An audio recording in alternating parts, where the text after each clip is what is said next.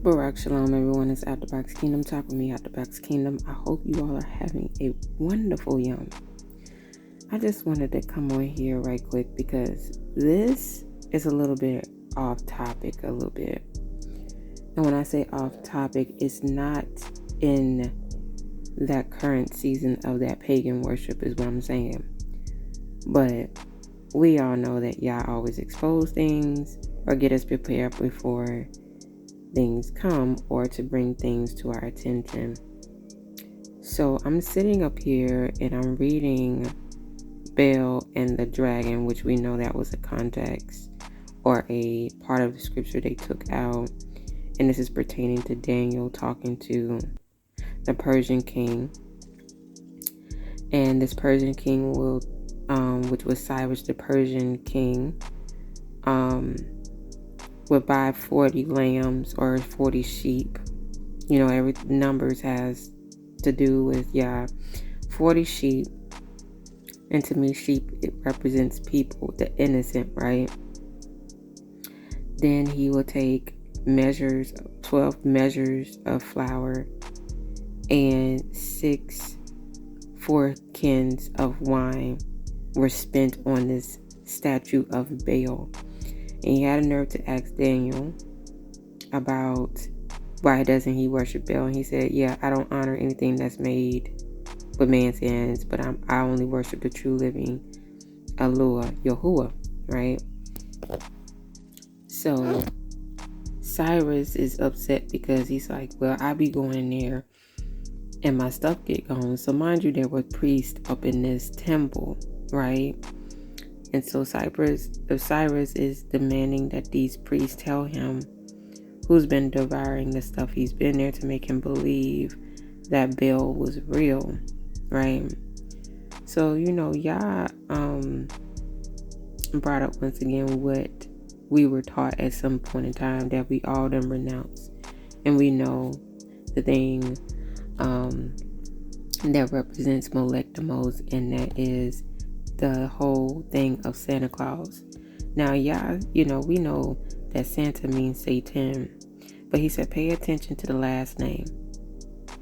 It's Claus, right? And I've heard of Claus before, right? We've heard it in English, as in there was saying that there was something pertaining to a sentence or action verb, like the cat slept. Slept is supposed to be the clause, right? But I was like, no, look up the legal term of clause. So when I looked at the legal term of clause, get this, y'all. Clause means in legal context, because remember, high Satan is a legalist. And yes, I looked up the Hebrew meaning of clause.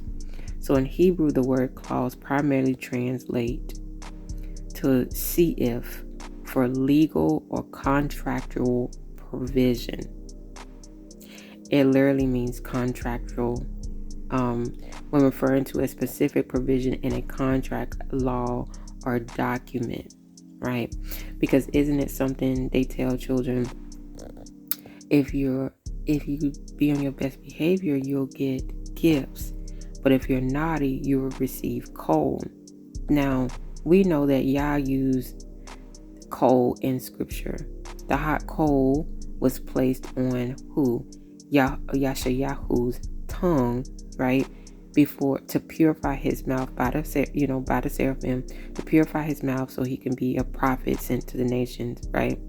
But however, the Most High says that we are to give our enemies drink and water. Why? Because the hot coals will come upon their head. Isn't it something that high Satan used coal to quote unquote punish those that are naughty? That's what they receive as gifts. But what they fail to realize, the great behavior is not spiritual works. I know belief without works is dead, right? You're believing in what the Most High told you. No, this great behavior is based on the flesh. You're doing it in your own flesh. Why? Because you want something materialistic, which is worldly, right? But in order for you to do that, you must come into a contract, right? We know that High Satan, aka Santa Claus, is Molech, which we know that the Most High is against that, because he said that was not my will. But he said you will sacrifice your children to Molech, and we're not to pass our children through the fire or sacrifice them. But when they sit their children on the lap of this pagan deity, this demon, High Satan, and he wears red. Red is the blood, right? Think about these parents that put their children up in these pageants, these television shows, and it's all witchcraft. Next thing you know, they become adults, and we see it through Britney Spears and all of them. They look a hot mess because they full. They've been sacrificed. They're under that legal contract for a specific provision. You see how they have us, to condition us to raise up the Christmas tree, which is, and all the way down to the balls and everything. The wreath is sex, promoting sex in your house. But isn't it something how they tell the children, make sure you make a list of what you want. Now, what's messed up about it is the children don't even get, unless you're in a rich, established home. You don't get all that stuff that's on your list. So you're disappointed because your parents end up getting what you need versus what you want, right? So then you're sitting up there thinking, did I do something wrong? That's once again back to that whole tooth fairy thing. You give me your tooth, I'll give you money. That is a clause that is coming into a contract with High Satan to receive a provision, like these celebrities has done. That's a clause, right? So Yah is exposing, because what they don't share is the fine print. Even when you're buying a house or something, you always should read the fine print, because the fine print, they know people don't like to read. You don't know what you're getting yourself into with these loans and stuff, but they know. That's why it's so important, if you haven't already, to get you a Black Law dictionary and read things like this, because they don't want you to don't remember. Always look up the Hebrew meaning of the word versus Greek, because the Greek translation is totally different. Just like they taught us the scripture based on Greek translation, not Hebrew. But I wanted to bring this up because they also had a law or a document non-disclosure clause. See, how Satan ain't gonna tell you everything he's planning on doing to you when you come in agreement with this clause. Okay? That's why he's called Satan Claus. He's a legalist, right? Now, like I said, this ain't the season for it. But I believe Yah is bringing this up because the adversary with this whole anti-Mashiach that's getting ready to come forth, he's coming with a clause, right? A contractual agreement. You take this mark and I'll give you this. That is a clause. But he ain't telling you what happens if you renege. First of all, when you renounce the Mashiach, right? To get this provision under this clause. First of all, you done traded your whole birthright. Now how Satan owns you, in a sense. But he ain't telling you what happens when you so-called try to renege. You done signed, you done took on that mark. I done gave you a provision. So you going where I'm going. So on that note, y'all is revealing those hidden things, a little small print. Take heed. Go back and look up the definition of clause. because Yah is revealing all things. But I thought I would share that with you. You know what I'm saying? Go back and think about some things you came in agreement with and you thought it was Yah and it was high Satan. All right, renounce it. Shalom. So part 2 of what I was saying, the Hebrew meaning of Claus. If you didn't watch the first video, the Hebrew meaning of Claus literally means a contract when referring to a specific provision in a contract, law, or document, non-disclosure clause. That's what clause means. Remember I said high Satan is a legalist, right? He knows our laws, right? He knows what happens when we come in agreement with Yahuwah's laws, what we receive. But when we reject Yah's laws, that's the Deuteronomy 28 curses. But see, high Satan has to present something that you think you're lacking, like he did with Adam and Koa at the beginning, and Bereshit, right? So it can repeat. We know that the mark is the cross. We know that Constantine used the cross to persecute the Nazarene, or should I say followers of the way of Yahusha, right? The cross brings death, right? Isn't it something that when we hear of legendary musicians, they had an encounter with high Satan at the what? Crossroad. Who else sang that song, The Crossroad? And they used to creep me out. Bone Thugs and Harmony.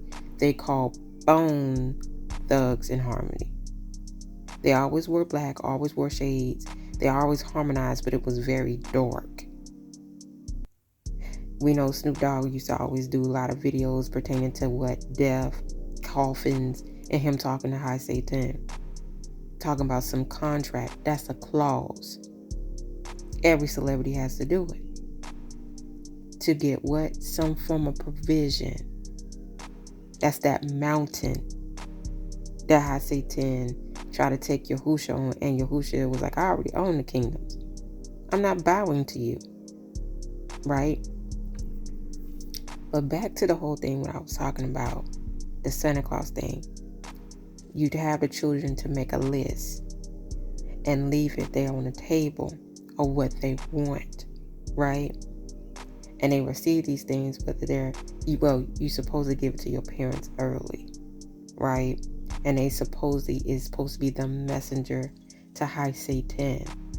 But really they're going out to getting this. But they gotta make Santa Claus seem real, just like Bel the Dragon. The priest was taking this stuff to make Cyrus think that Bel was real, right? So when we think also about the tooth fairy comes to collect your tooth, and automatically I thought about that tooth for a tooth ordeal. But it's really your parents taking your tooth and they exchanging it for money. So why? So you can keep engaging in that contract.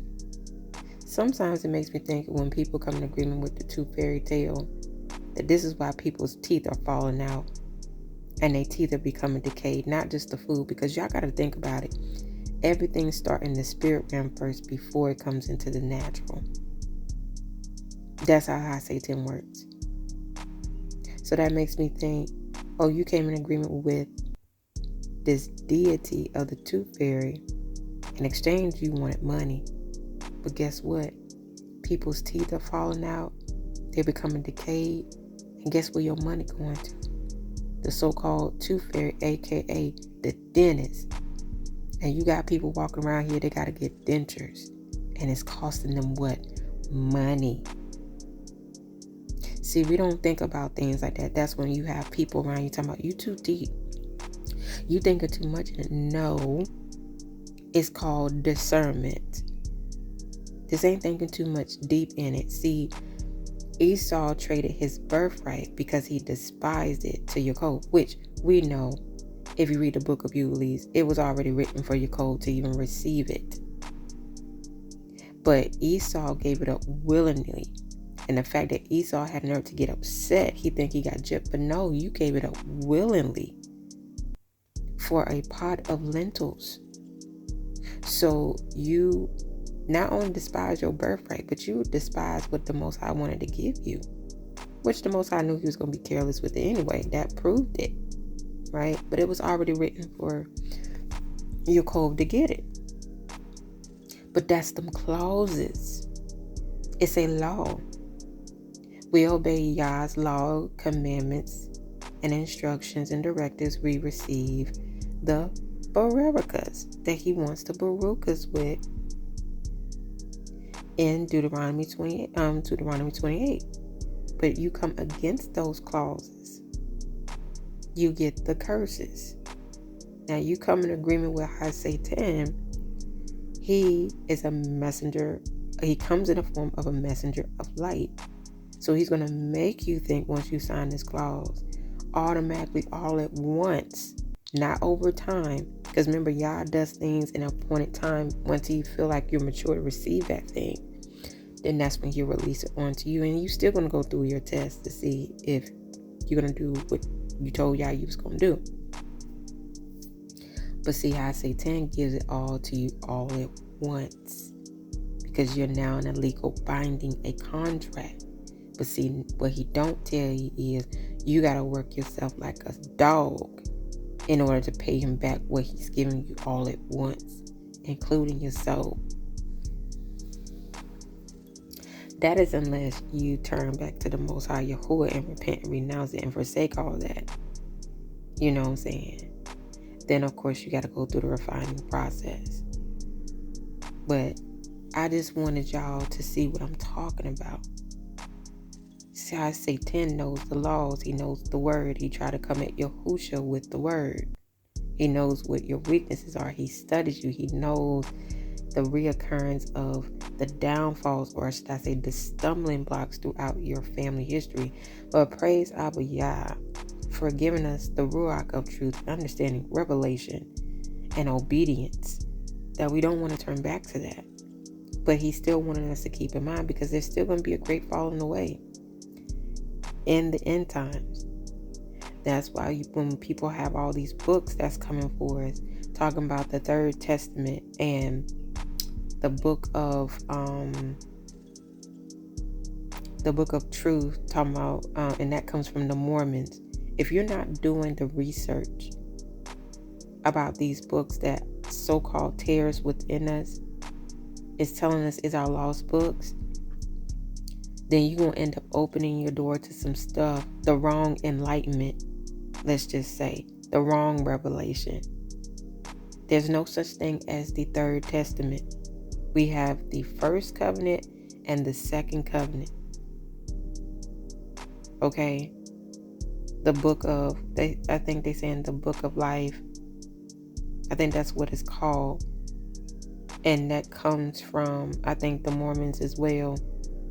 And our people is reading it. You got our people reading the Quran, talking about that is not our books.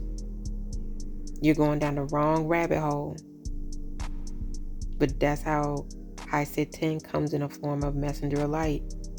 You got people teaching that emissary Paul is a false emissary.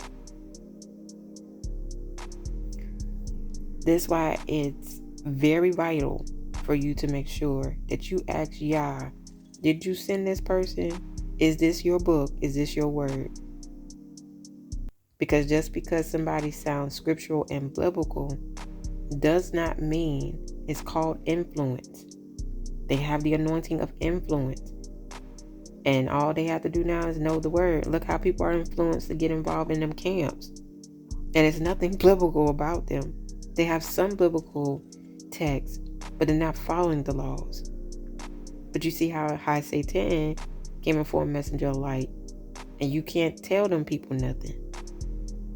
So, on that note, I just wanted to share that with y'all. And I'm going to say it time and time again. High Satan is a legalist. If he can get you to break the laws of Yah, he knows you can end up in the curses. Right? But he knows the word too. But this is how he masquerade himself as light to get you to come into his claws. And he makes you think you're doing something right. He has to give you some form of provision to make you think that you are walking with Yah, but really you're walking with High Satan. This is why we've been able to be fooled with Christianity for years. All right, shalom. So part 3 on what I was talking about, that High Satan is a legalist through clauses, right? Satan clause, right? So as I was reading, like I said, Bel the Dragon, and I want to start at the part where, actually, let me see if I can read this whole thing. So we're going to read Bel and the Dragon. It says, King Astyages, who gathered to his fathers in Cyrus, the Persian, received his kingdom. Daniel lived with the king and was honored above all his friends. Now the Babylonians had an idol called Bel, and every day 12 great measures of fine flour, 40 sheep, and 6 foreskins of wine were spent on it. And the king honored it and went daily to worship it. But Daniel worshipped his own Yahuah. The king said to him, "Why don't you worship Bel?" And he said, "Because I may not honor idols made with hands, but only with the living Yahuah, who has created the sky and the earth and has sovereignty over all flesh." Then Amalek said to him, "Don't you think that Bel is a living Elohim? Don't you see how much he eats and drinks every day?" Then Daniel laughed and said, "Oh, Malek, don't be deceived, for this is just clay inside and brass outside, and never ate or drink anything." So the king, and remember, High Satan has to do counterfeits of Abba Yahuah, because remember, when Abraham and them presented things on the altars, Yah was in a fire to consume the food in front of them, right? It wasn't done in secret, so keep that in mind. All right. So he says, so the king was angry and called for his priests and said to them, "If you don't tell me who is that devours the expenses, you shall die. If you can show me the Bel devours them, then Daniel shall die, for he has spoken blasphemy against Bel." Daniel said to the Malek, "Let it be according to your word." Now there were 70 priests of Bel besides their wives and their children. The king went with Daniel into Bel's temple. So Bel's priests, Bel priest said, "Behold, we will leave out, but you, O king, set the food out and mix the wine and set it out and shut the door securely and seal it with your own signet. When you come in the morning, if you don't find that Bel has eaten everything, we will suffer death, or else Daniel, who speaks falsely against us." They aren't,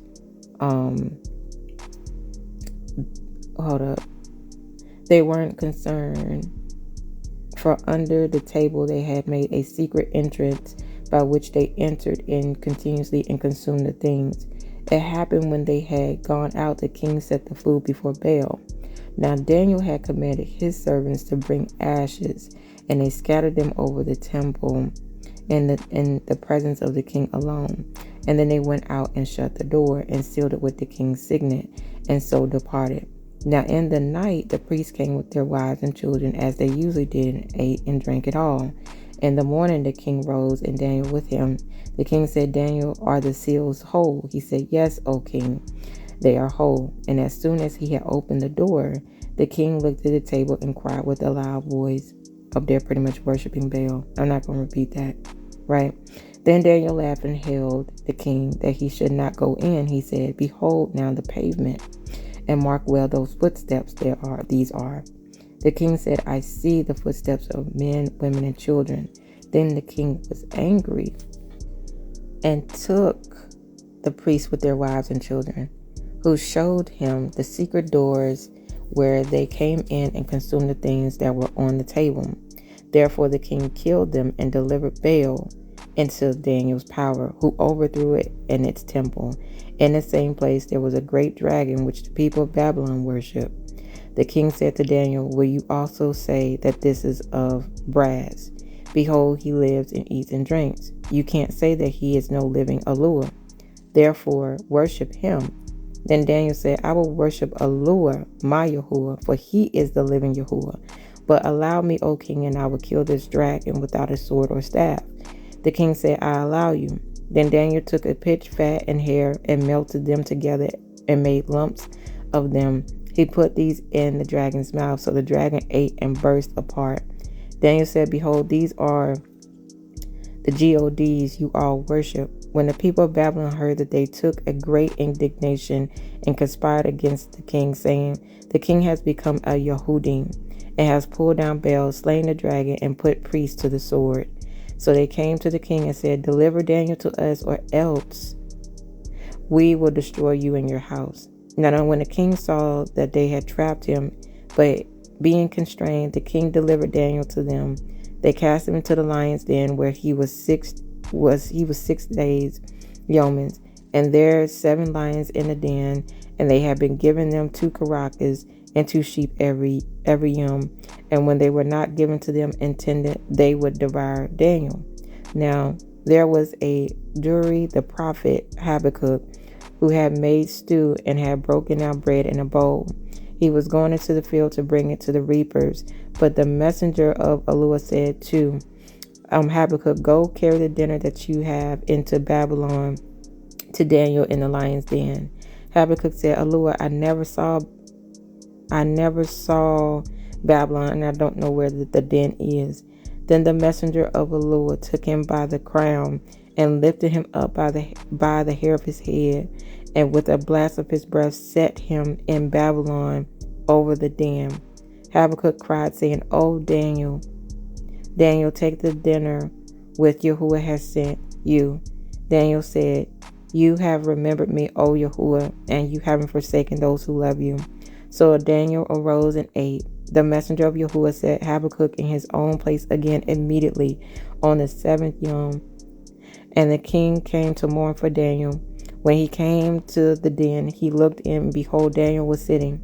Then the king cried with a loud voice, saying, Great are you, O Yahuah of Daniel, and there is none other besides you. So he drew him out and cast those that were the cause of his destruction into the den, and they were devoured in the moment before his face.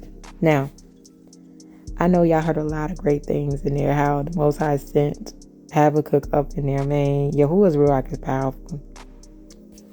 There's nothing too impossible for him. Just like he did with Ananias. Just like he did with Philip, transporting him after he immersed that eunuch. But anyway, what I wanted y'all to pay attention is, after it was proven that Bel statue was not real, King Cyrus gave Daniel the authority to overthrow it, to tear the idol and the temple. And you know how Satan hates that, right?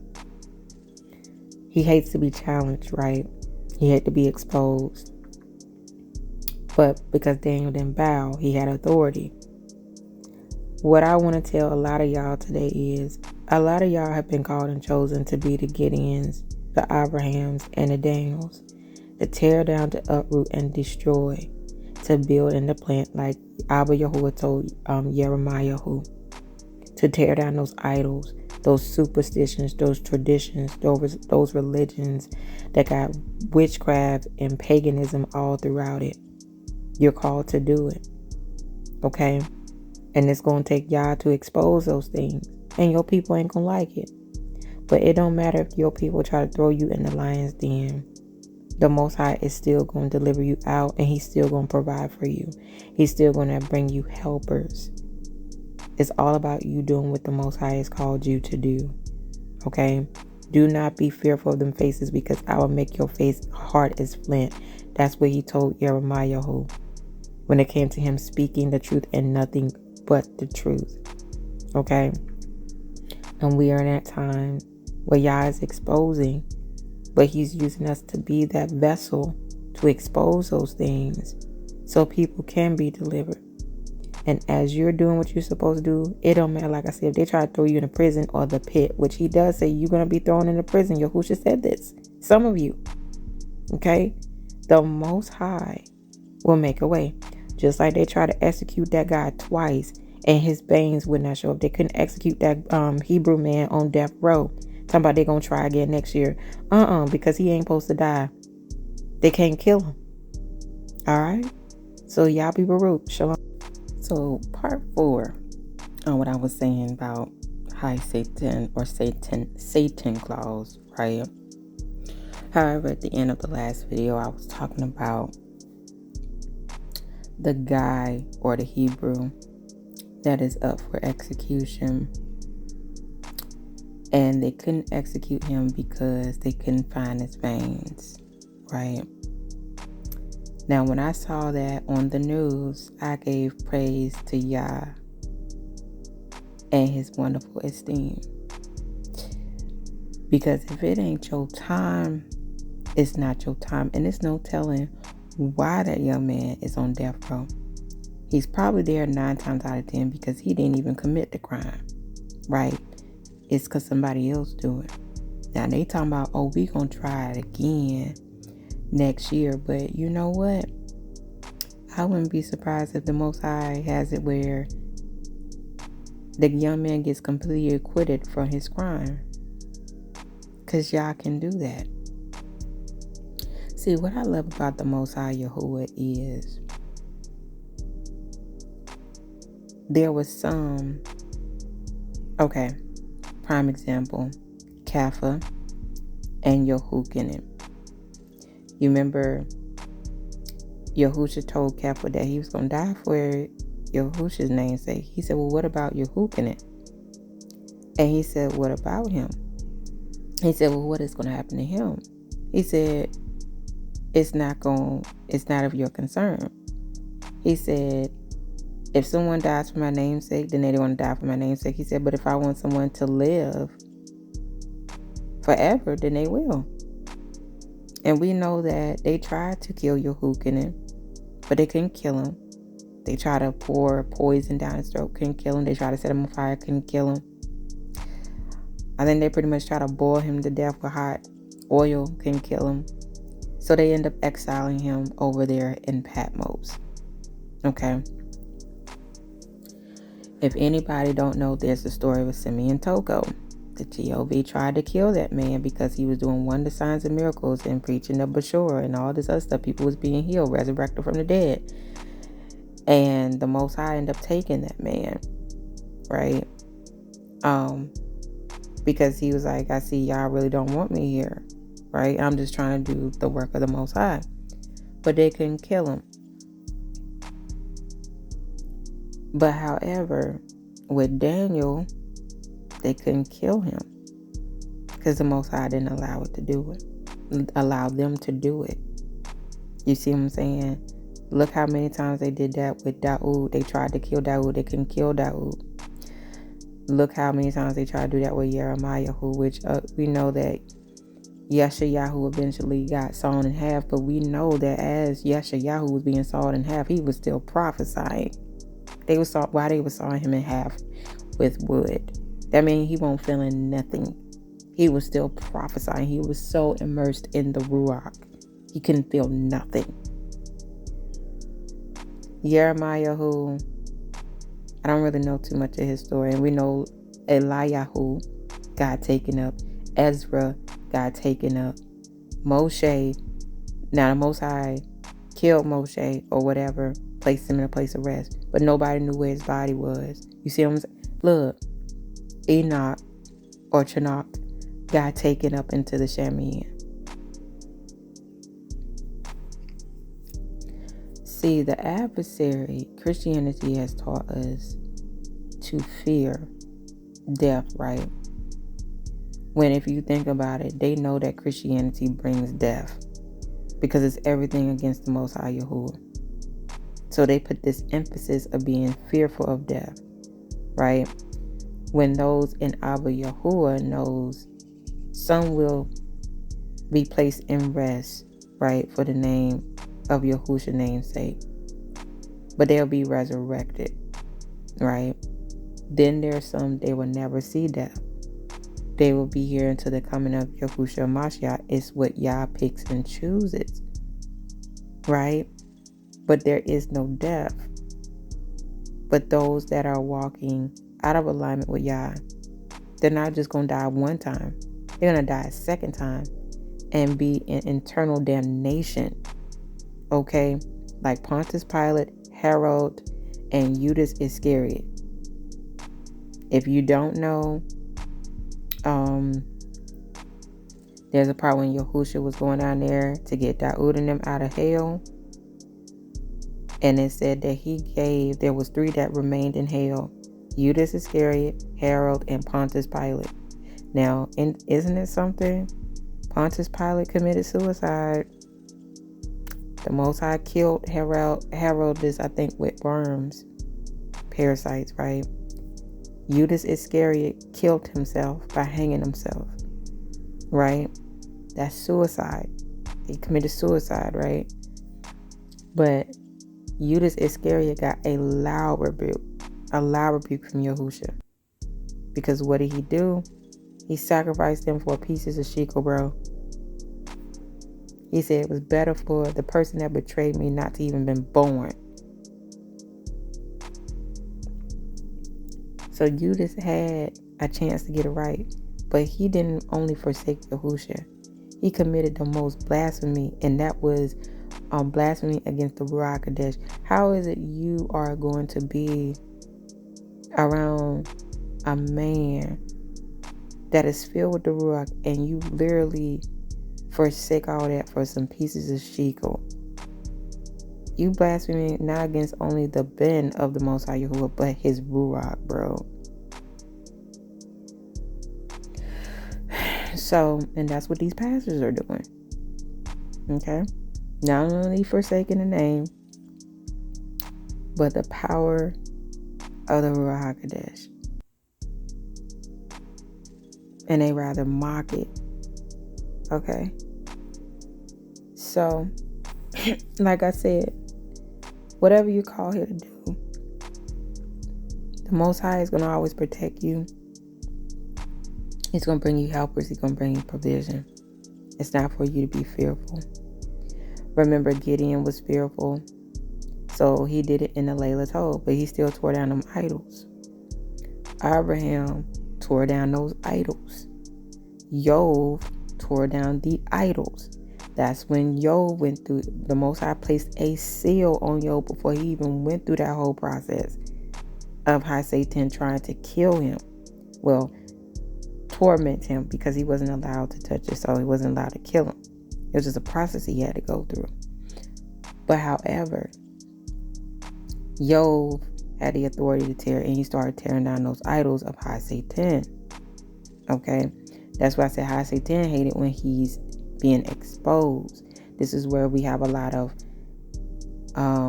people's content being taken off, hidden in the algorithm, all this other stuff. And then you got people within Yashriel is coming now attacking the music of Yashriel, or should I say set apart music.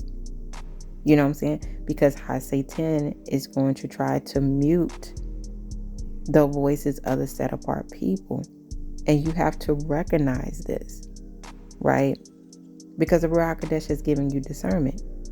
If you are his sheep, you know Abba's voice and the voice of a stranger, aka High Satan, you will not follow. Okay? But you will stand firm. Instead of being that foundational sand, you'll be that rock. That house built on the rock. Okay? But only the Most High can do that. And when people try to persecute you, Yahushua said they first hated me, so they're gonna hate you. They're gonna hate you for my name's sake. So this ain't nothing new. We're in the times of Constantine all over again. You might as well say Constantine is the anti-Mashiach that's gonna rise up. The anti-Mashiach can transform itself to any image. Child, young person, or a man. It's in the Apocryphas if you go and read. So you cannot be deceived. You gotta be spiritually alert in all times. You gotta be ready in season and out of season. This is not a game, and this walk is not for everybody. And once again, you cannot eat at everybody's table that said they have Yashriah and they sound biblical. You got to go read the word for yourself and allow the Ruach HaKodesh to immerse you and reveal and open your eyes so you can see. But just know that it's more of us than it is of them. All right? Baruch Shalom.